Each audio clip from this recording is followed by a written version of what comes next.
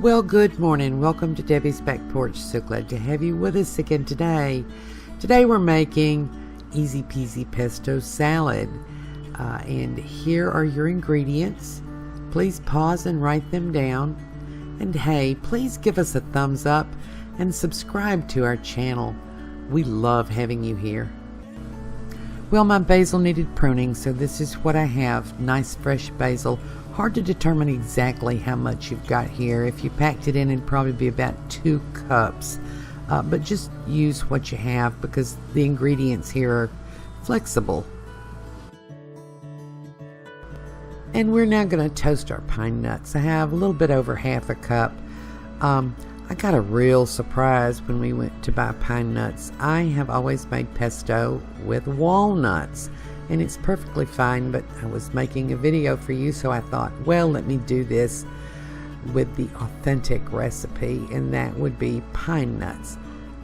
They are as expensive as little pieces of gold. So please feel free to use walnuts. They work just fine.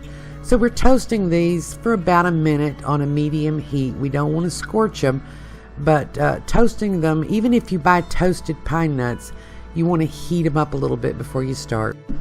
So ingredients. This is my basil, all washed, and I picked through to get out any bad leaves. If you chop this up and put it in a measuring cup, it'd probably be about 2 cups. Could be a little bit more. It's okay either way.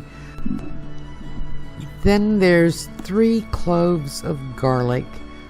You can use 2. I like it very garlicky, so I have 3 here. I have a lemon. Most recipes don't call for a lemon, but I promise you want a lemon. And this is, actually it's about 3/4 cup of pine nuts, and then 1/2 cup of extra virgin olive oil, and I'll use another 1/2 cup later on. And I have about a cup of grated cheese. This is not Parmesan. This is Romano and Asiago. Parmesan is what the recipe calls for. Use what you like. So in the food processor, and by the way, you can use a blender. Food processor works better. I'm putting in the nuts and the garlic. I'm going to chop the garlic up just a little bit before I put it in because I just don't want any big chunks of garlic. I hate to bite into a big chunk of garlic. And then we're going to blend this up. And I blend this first because I want to get it to the texture where the nuts and the garlic are releasing their oil. And it really doesn't take long, maybe 15 or 20 seconds. And I just like to do it this way because it gets the flavor of the nuts, the oil from the nuts all through the mix. If you blend them until they release their oils. So let me show you this texture here. See, it's grainy and a little bit oily. Now you add your basil. You can chop it first if you want to. I don't really think it makes any difference. It might go a little quicker if you chop the basil first. But I'm just going to stuff it down in there. And I'll pulse it a few times to get the process started. I'm going to squeeze the juice of the lemon in here. Now, as I said, most recipes don't call for lemon, but I really like just that little bit of acid, especially since I'm using this as a salad dressing. So I'm just going to squeeze it through my fingers and catch the seeds. The lemon juice is optional. If you use it, use a fresh lemon. So let's close it up and start the blend. This is going to take several minutes, and I'll have to stop a couple times and scrape the sides down. We want a pretty good mix and a fairly fine chop. And you know, maybe I should have chopped the leaves. I just usually don't. It's just as easy to do it this way. But if you're using a blender instead of a food processor, you really probably should chop them up. It just doesn't pull it down. The blender doesn't pull it down the way the food processor does. So let's do it again. I'm doing this at about 30 to 45 seconds each time.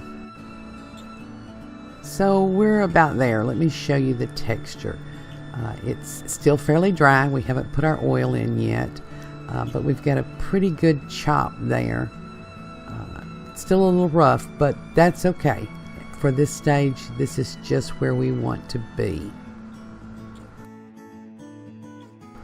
So now we add the olive oil with the blender running. We pour it in kind of slowly and let it incorporate into the dressing.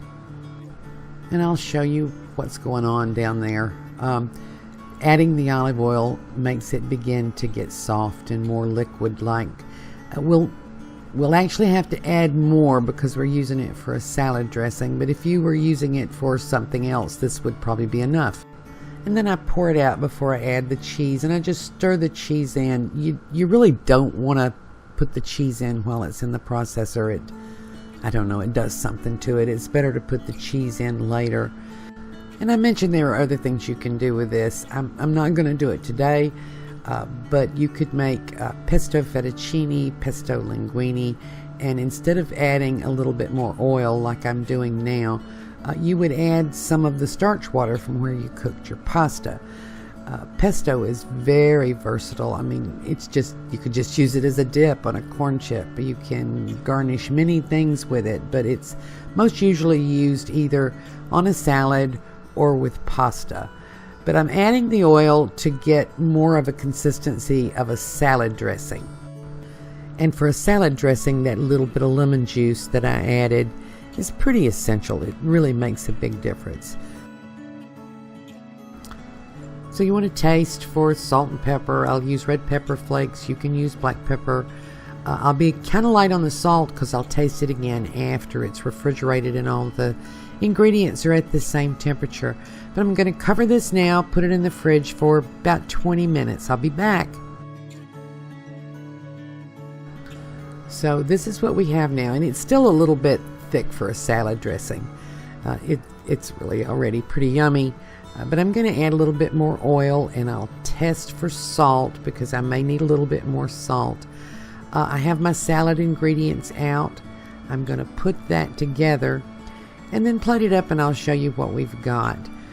But I've used close to a cup of olive oil all together. And you can use more if you want a thinner consistency for your salad dressing. Hey, it's olive oil. Use it as you like. Let's plate this up and I'll show you what we've got. And here we have it. And you know, the salad ingredients can be anything you want. I'm using onions, tomatoes, and cucumbers, and some nice leaf lettuce. And I think it makes a beautiful presentation. And, you know, I usually say with a salad, everything needs to be bite-sized. You shouldn't have to cut it. But this is just so pretty this way. I just had to do it. And you can serve it any way you like. The pesto and you know, the pine nuts really are good. I just, you know, $30 a pound is just too much to pay for nuts. But these homegrown tomatoes, these nice purple onions, any onions you like, any salad ingredients you like, they just go perfectly with the basil pesto flavor. And I've sprinkled a little pine nuts and a little cheese on top. And this is a meal by itself. You don't really have to add anything else. I hope you enjoy this. I hope you try it. And I hope you come back and see us again tomorrow on Debbie's Back Porch. And hey, like and share. We really appreciate it. Hey Fred, dinner's done. Come get it.